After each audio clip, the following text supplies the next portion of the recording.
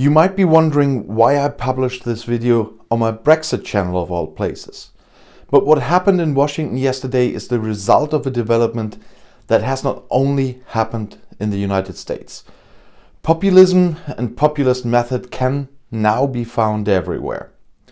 First, let's talk about what happened in Washington yesterday, and then we also come to what that has to do with us here in Europe and Brexit. A few days before Christmas, Donald Trump called on his followers via Twitter to go to Washington DC for a big protest on January 6th. Be there, will be wild, he wrote. And it got wild. A troop of fanatical Trump fans storms the Capitol, the seat of the US Congress, which is supposed to officially and definitely certify Joe Biden's election victory that day. But the representatives and senators have to flee. Conditions are anarchic. Tear gas is wafting through the corridors and through the halls. Freak QAnon conspiracy believers occupy the Senate chamber. Others break into the office of the Speaker of the House of Representatives, Nancy Pelosi, pose for photos with their feet on the desk. Security guards barricade themselves with guns drawn. Shots are fired somewhere. A woman later dies of her serious injuries. 3 other people die outside. Journalists are attacked and chased away, their equipment destroyed. The scenes are incredible. Scenes of this kind are known from other countries, from failed states and repressive regimes. Not from the United States, which boasts as the cradle and defender of Western democracy. Pure Trumpism is what we see. Trump lets the intruders know via a video message, "We love you, you are very special." Later he tweeted, "Remember this day forever." Indeed, America will remember that day forever. The disturbing images will burn themselves into the collective memory of the United States as a day of shame on which the institution of the second oldest democracy in the world were attacked and despised by an angry mob. Sent off and spurred on by the still incumbent president who first watched the self-ignited fire on television.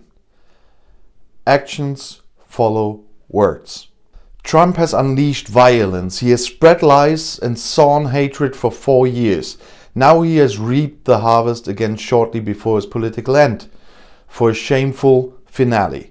Regardless of whether he understands or not that he is responsible for it, the rebel Trump liked what he saw. Even in the hour of chaos, he continued to ignite, repeating his trumped-up election fraud charges. Social media deleted his posts and Twitter finally blocked the president's account for 12 hours. It's a drastic step, but it's far too late. Trump and his love servants have fanned, bundled and instrumentalized the right-wing, white male anger that has simmered in America for a long time. Trump, like any would-be dictator, loves power and worship. Republicans love big bucks and right-wing judges. The media, from Fox News to OAN, love ratings. Together, they incited the marauding pack on Wednesday. They should all be held accountable for that. 4 years ago, many naively said, it'll be fine. But that said, Trump will moderate himself. The corset of US democracy will take his breath away. We will remain strong. They said the office shapes the president, not the other way round. Anyone who had doubts was seen as spoilsport, black painter, alarmist. But Trump remained who he was. The man who praises his genes at every opportunity, who loves mean and tough dictators who, according to his ex-wife Ivana, had Mein Kampf on the bedside, only ever did what he admired in others. And you even could see this today when Joe Biden now was certified as the next president. I'm quite sure he was forced by his personnel that were threatening and already retiring and again quitting their jobs to do that he said there will be a smooth transition.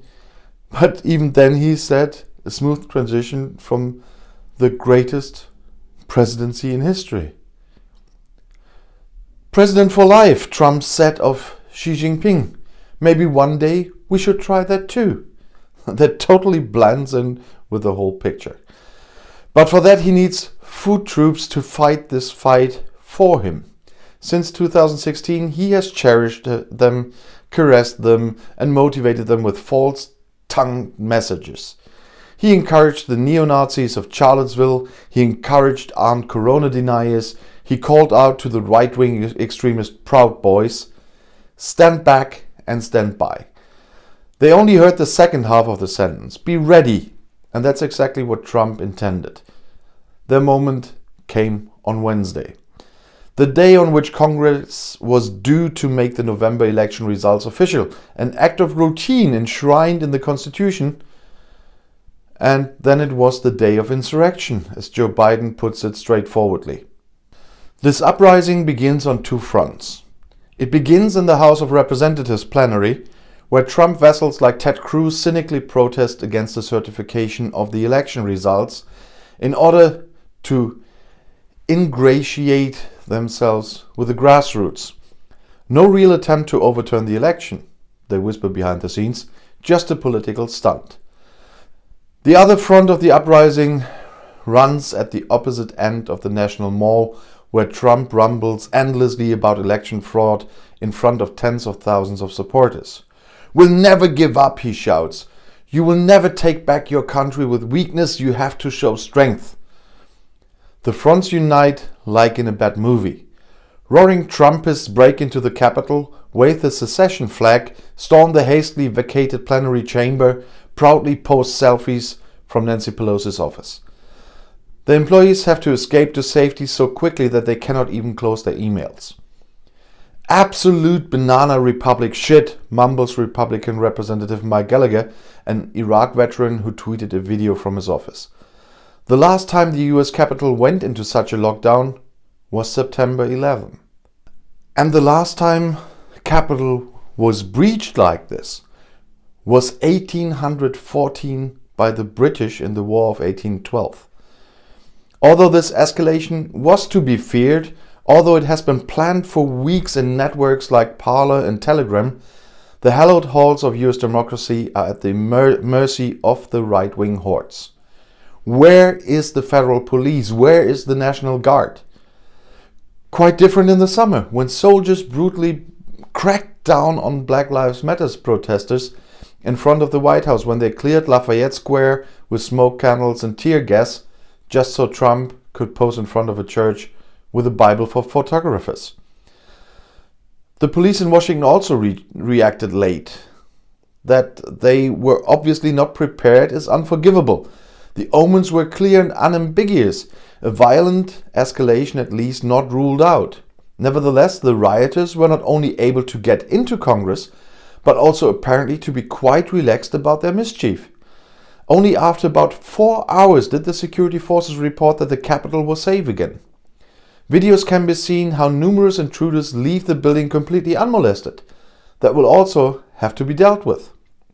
According to the police, a total of 4 people died in the incidents around the Capitol on the parliamentary grounds. 1 person died as a result of a gunshot wound, 3 died as a result of medical emergencies. 52 people were arrested. The uprising on Wednesday is a beacon of white supremacy, despite demographic upheavals and democratic electoral successes, such as in the southern state of Georgia. Black Lives Matter protesters would never have come this close to the Capitol. They would have been arrested or beaten up. Antifa terrorists, Trump has threatened on Tuesday in a perverted reversal of the true threat situation. Stay away from Washington, he said. When dozens of women in Congress held peaceful sit-in strikes to protest the nomination of Supreme Court and the judge Brett Kavanaugh in the summer of 2018, they were immediately handcuffed. When Jane Fonda demonstrated against climate policy in the Rotunda, she herself was taken away. But now, on this historic Wednesday, this day of shame for US democracy, the top white man in the country watches the real consequences of his reality show for hours. Then he tweeted 2 half-hearted appeals and a video from the Rose Garden.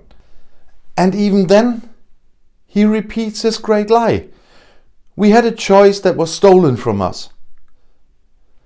Shortly afterwards, he even sanctioned the uprising. Such things and events happen when a wholly landslide victory is so unceremoniously and maliciously snatched from the great patriots who have been treated badly and unfairly for so long. Go home in love and in peace. Remember that day forever. Twitter has the comment deleted as incitement to violence. Senate Republican Majority Leader Mitch McConnell said, "The chamber will not be intimidated or bow to outlaws. You tried to disrupt our democracy, they failed." McConnell insisted that the work that had been started would now be finished. "We will certify the winner of the 2020 presidential election." The Democrat Joe Biden had won the election on November 3rd against Trump and is so to be sworn in on January 20th. Senate Democratic Minority Leader Chuck Schumer called the rioters domestic terrorists. He made Trump jointly responsible for the attack on the Capitol. This demagogue president had fueled and encouraged the mob with his conspiracy theories. Without him, today's events would certainly not have happened, he said. House Democratic Chairwoman Nancy Pelosi said, "We know we are in difficult times, but we could hardly have imagined what kind of attack was carried out on our democracy today." Republican Senator Mitt Romney has blamed the elected US President Donald Trump for the violent assault on the US Capitol. Well, elected last time, not this time. "What happened here today was an uproar instigated by the President of the United States," said Romney on Wednesday.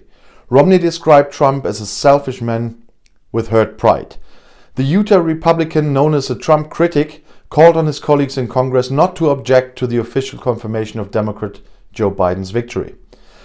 Both representatives and senators had planned this. The procedure, which is usually a formality, was abruptly interrupted on Wednesday when supporters of Trump stormed the US Capitol, shortly before Trump had given a speech in Washington. And I want to go there again for just a second. Those who choose to further support this dangerous move by challenging the results of a legitimate democratic election will forever be seen as accomplices in an unprecedented attack on our democracy, says Romney, and he's right. "You will be remembered for your role in this shameful episode of American history. That will be your legacy."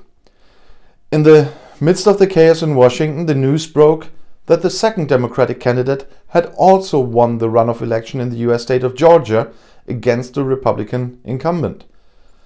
The success secures the Democrats a de facto majority in the Senate and seals the complete defeat of Trump.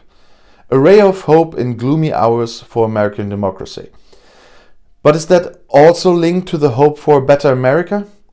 The symbolic occupation of the Capitol has shown what Trump's foot troops are capable of when he sends them out. They're not looking for reconciliation, even if their president is soon no longer in office.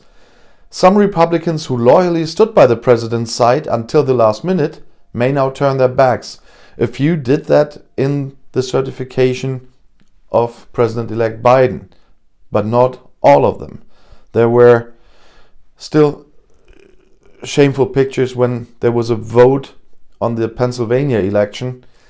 Still 7 Republican senators and more than 130 Republican representatives voted to neglect this democratic election in Pennsylvania. Proud Boys, QAnon supporters and other extremists, on the other hand, will feel encouraged after January 6th to continue Trump's legacy. There is a great fear that this will not mark the end of a bad time, but rather the beginning of something even worse. Anyone who has found the warnings of a civil war to be exaggerated will start thinking after this day. Joe Biden found clear, very American words on Wednesday, even before the president had responded at all.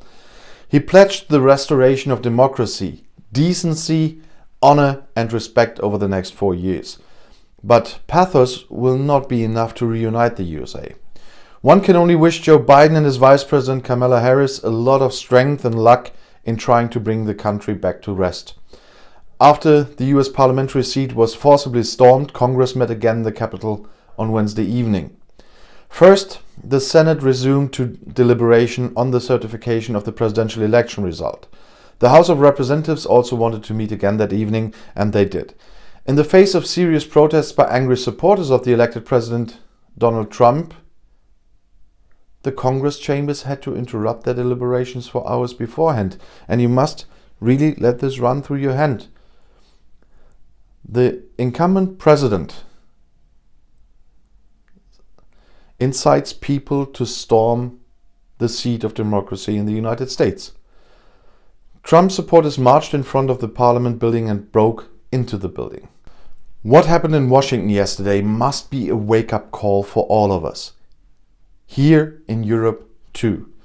The cause of the whole thing lies in the politics and populism of the incumbent president. Methods like these lead to results like yesterday.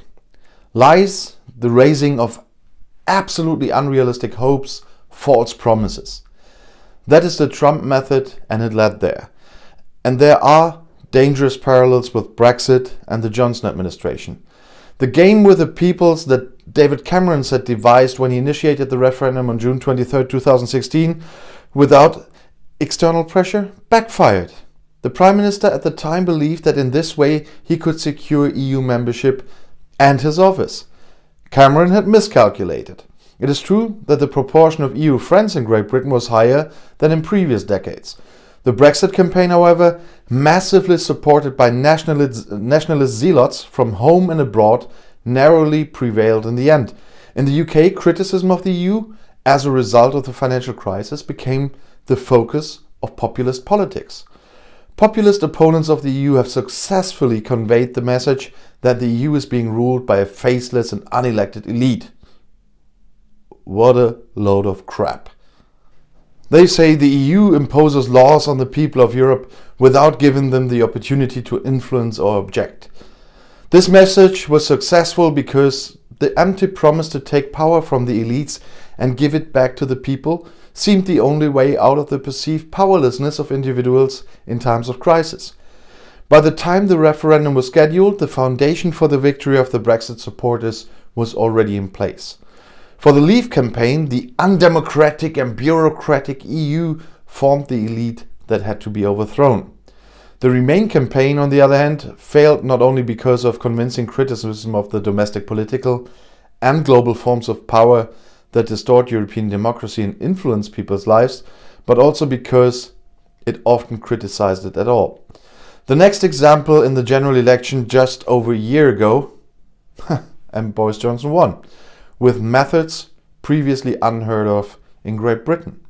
The Conservative Party has falsified interviews with opposition politicians online, issued their own websites as fact checks, and threw unsustainable numbers around. The people were promised 50,000 more hospital employees who, on closer inspection, only turn out to be 31,000. No one knows where they should come from. 40 new hospitals have also been announced, but only 6 are actually being renovated. All of this was known before the election. It was also clear to the voters that Boris Johnson wanted to put Parliament on compulsory leave and therefore misled the Queen. That there is a suspicion in the room that he had a relationship with an American businesswoman to whom he banked government grants and took her on delegation trips without making the conflict of interest public. The British voted for him anyway. They didn't want Jeremy Corbyn and they didn't want to hear about Brexit anymore. In the long term, that meant two things at the time. Brexit is coming, although a majority of the population has voted for parties that do not want Brexit at all, or that want Brexit much softer than Johnson. And even in the cradle of modern democracy, a person who clearly speaks untruth can become Prime Minister. Many in Great Britain hardly recognized their country after the referendum. Many more turned away with horror during the following 3 years of amateur political theatre and now look with concern at the country's political culture. The simple slogans, lousy attacks on the opponent, the unattractive choice between the two top candidates, and above all, the sheer number of common untruths make for a growing discomfort. Belief in politics is at an all-time low. The disappointment of expectations among voters, which sooner or later inevitable, is followed by an increasing disinhibition of the populists which threatens to undermine representative democracy for good if we do not oppose it. Of course, there's also the AfD in Germany. What's important for their success is not just their position on specific issues. No, it's populism. The AfD is a right-wing populist party, and that's how it is treated.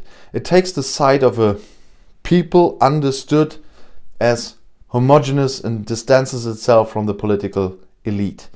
The key is, populism is not just about framing, a stylistic device that parties use.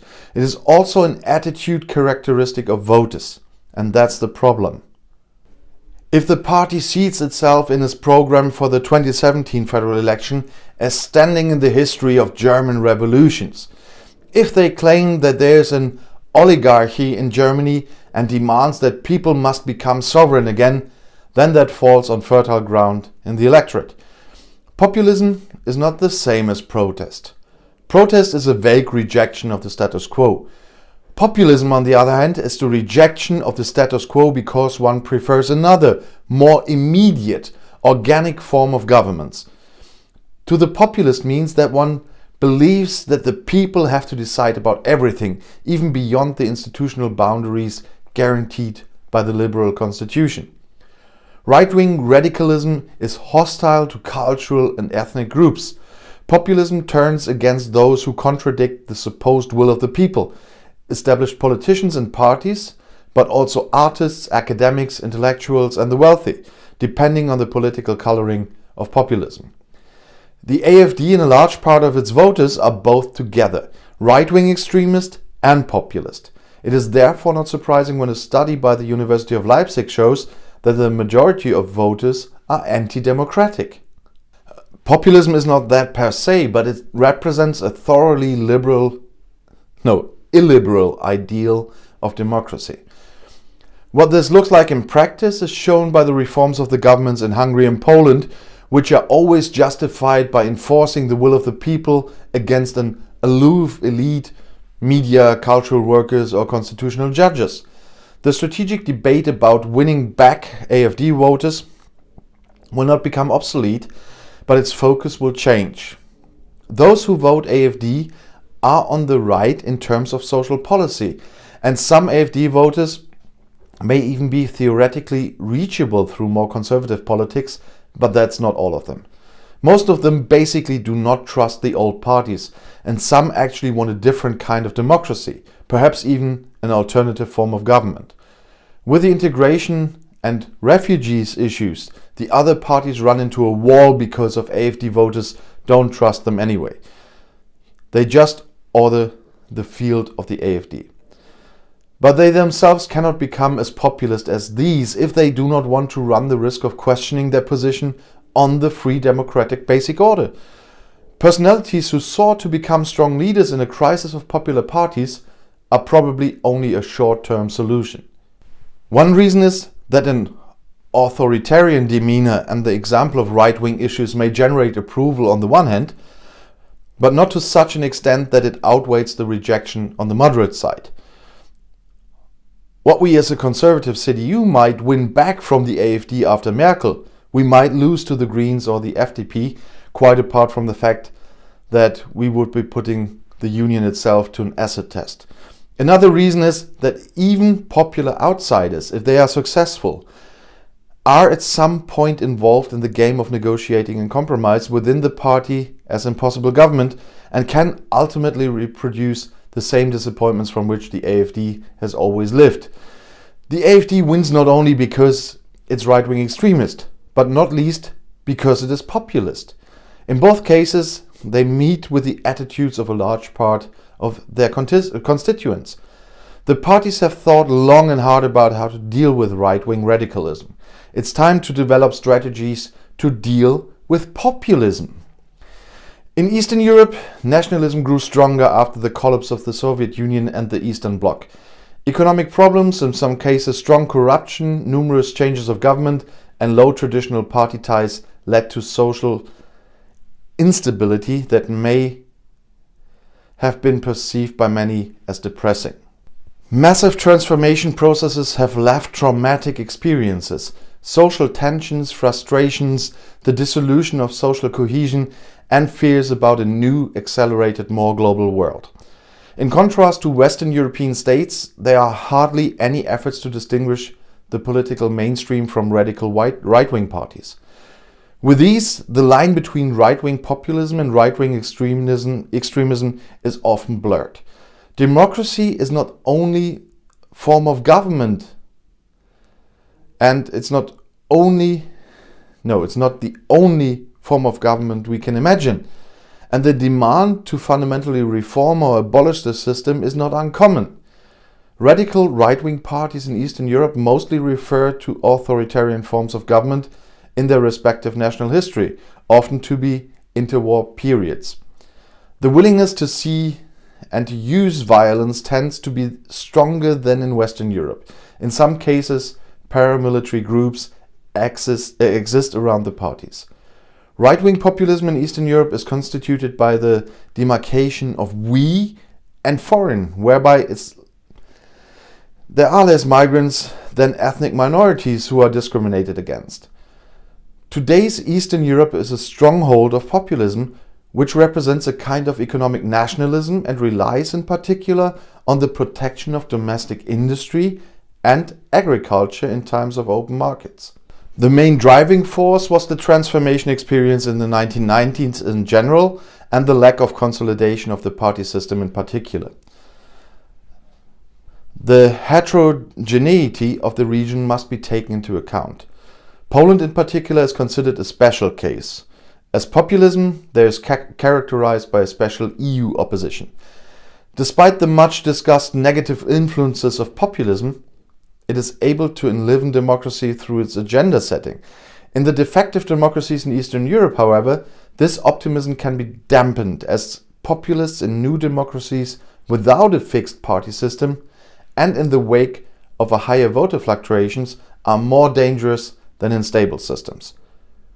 When I post this video, democracy in the US just finally prevailed and Congress confirmed future President Joe Biden and future Vice President Kamala Harris in office. But that was another warning shot for all of us what happened there. We have to oppose populism and its methods. Former Brexiteers regularly ask me what concerns me about Brexit and Great Britain. And that's quite easy. That too concerns us all because of the reasons I stated.